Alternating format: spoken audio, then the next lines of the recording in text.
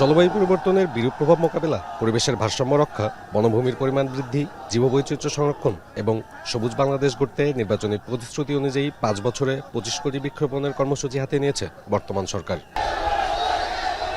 এরই ধারাবাহিকতায় সোমবার বরিশালের গৌরনদী উপজেলার বাটাজোর ইউনিয়নে নবখনন করা শরিকল বটাজোর খালের পাশে বৃক্ষরোপণ কর্মসূচিতে অংশ নেন প্রধানমন্ত্রী তারেক রহমান।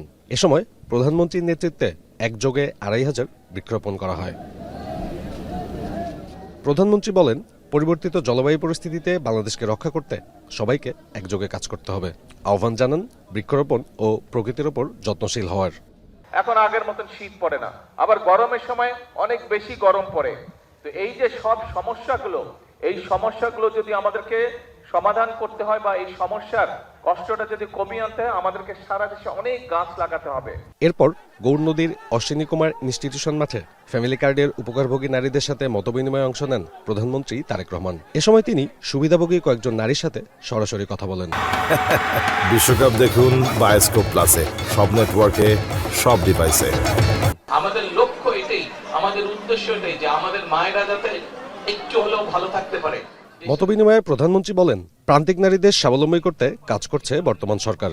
আগামী জুনের মধ্যে ৪১ লাখ পরিবারের মধ্যে ফ্যামিলি কার্ড পৌঁছে দেওয়া হবে। মহিলাদেরকে, নারীদেরকে আমরা স্বাবলম্বী করার জন্য, অর্থনৈতিকভাবে এবং শিক্ষাগত যোগ্যতার ভিত্তিতে স্বাবলম্বী করার জন্য খালেদা জিয়া ইন্টারমিডিয়েট পর্যন্ত ফ্রি করেছিলেন, বাকি একদম অনার্স পর্যন্ত, স্নাতক পর্যন্ত এবার ইনশাল্লাহ আমরা ফ্রি করব মেয়েদের জন্য। শিক্ষার পাশাপাশি নারীরা বা মায়েরা যাতে অর্থনৈতিকভাবে স্বাবলম্বী হতে পারে, সেই জন্য এই ফ্যামিলি কার্ড আমরা দিয়েছি। এ সময় সম অধিকার ও শান্তি বজায় রাখতে সকলের প্রতি আহ্বানও জানান প্রধানমন্ত্রী। সবাই যাতে এই বাংলাদেশে আমরা আগামী দিনে একটু ভালো থাকতে পারি, সবাই যাতে আমরা বাংলাদেশে একটু ভালোভাবে চলতে পারি, সেটাই হচ্ছে বর্তমান সরকারের রাজনীতি, সেটাই হচ্ছে আমাদের লক্ষ্য, সেটাই হচ্ছে আমাদের উদ্দেশ্য। পরে বরিশালের ৩০ গোডাউন বদ্ধভূমি এলাকায় আরেকটি বৃক্ষরোপণ কর্মসূচিতে অংশ নেন প্রধানমন্ত্রী।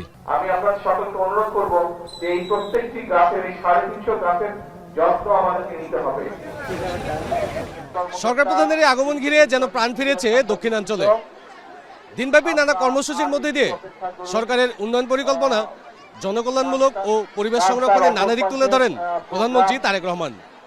এর মধ্যে দিয়ে এই অঞ্চলের মানুষের প্রত্যাশা ঢাকা বরিশাল ৬ লেনের মহাসড়ক, ঢাকা বরিশাল রেল সংযোগ, ভোলা বরিশাল সেতু সহ বিভিন্ন বড় পরিকল্পনা বাস্তবায়ন হতে যাচ্ছে।